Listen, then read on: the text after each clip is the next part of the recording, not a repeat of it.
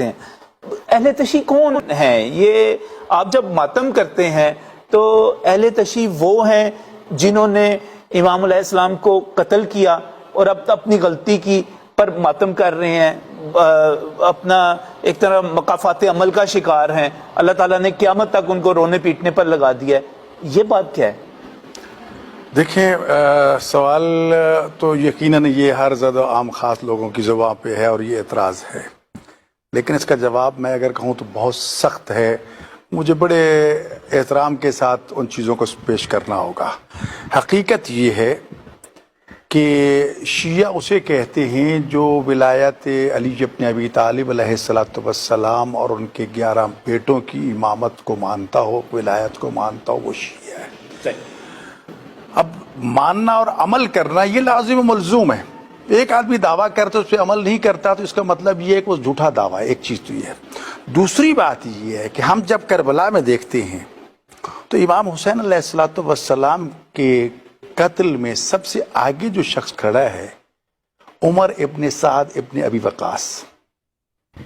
ابی وقاص کون ہے؟ عشرہ مبشرہ کے اس صحابی کا بیٹا جو امام حسین علیہ السلام پہ سب سے پہلا تیر چلا رہا ہے۔ اب میں اس کو شیعہ کہوں گا؟ نہیں، میں وہی عرض کروں گا کہ اگر ہم شیعہ سنی کی اصطلاح سے نکلیں اور آئیں حسینی اور یزیدی کی اصطلاح میں تو ہمارے لیے بہت بات کرنا آسان ہو جائے گا۔ یہ سب سے بہتر پیغام، یہ بات آسان ہو جائے گی۔ رہ گیا معاملہ اسی طرح قاضی شریح، کوفہ کا سب سے بڑا قاضی تھا، حضرت عمر رضی اللہ تعالیٰ عنہ کے دور میں بطور ایک قاضی متعین ہوا، حضرت عثمان رضی اللہ تعالیٰ کے زمانے میں قاضی رہا، حضرت علی علیہ السلام کے زمانے میں وہی قاضی رہا۔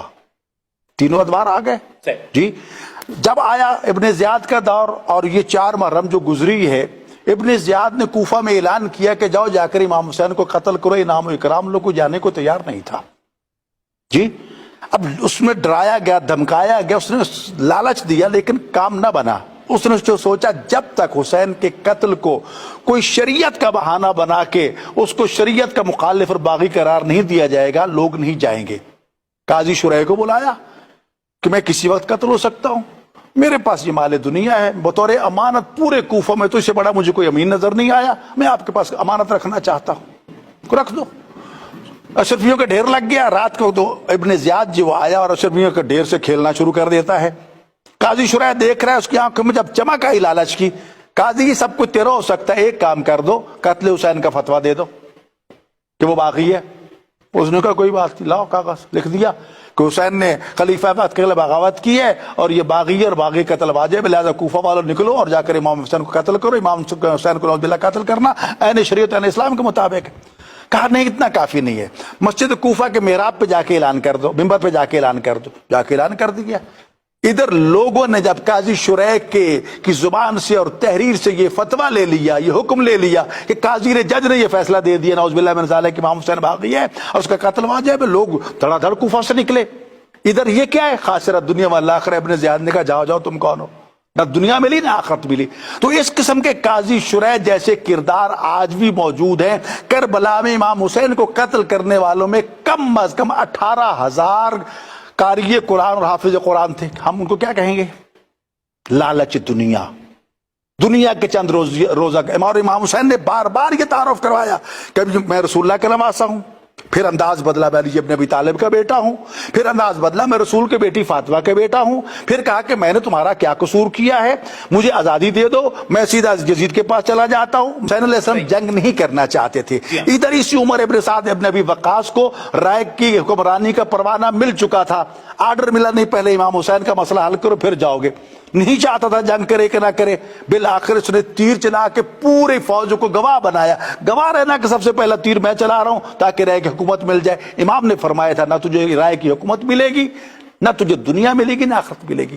میرے خون ناک سے اپنے ہاتھوں کو رنگین نہ کرو۔ اور اسے آگے بڑھیے کہ یزید نے جو کارنامہ انجام دیا، یزید نے امام حسین علیہ السلام اہل بیت کو قتل کیا، یزید نے مسجد نبوی میں کتنے صحاب کو شہید کیا، واقعہ ہر موجود ہے۔ مسجد نبوی کے اذان و اقامت معطل ہو جاتی ہے، کچر گھوڑے باندھ دیے جاتے ہیں اور وہ مسجد نبوی کی حالت ہوتی ہے۔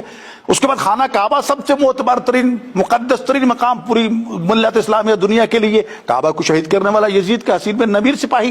تو یہ کردار سب کچھ دیکھنے کے باوجود بھی ہم یہ کہیں کہ امام حسین ایک طرف کھڑے ہیں ان چیزوں کو بچانے کے لیے، مشورے کی بات آپ کر رہے ہیں۔ حضرت عبداللہ ابن زبیر نے امام حسین کو مکہ میں مشورہ دیا تھا، تو آپ نے کیا کہا تھا؟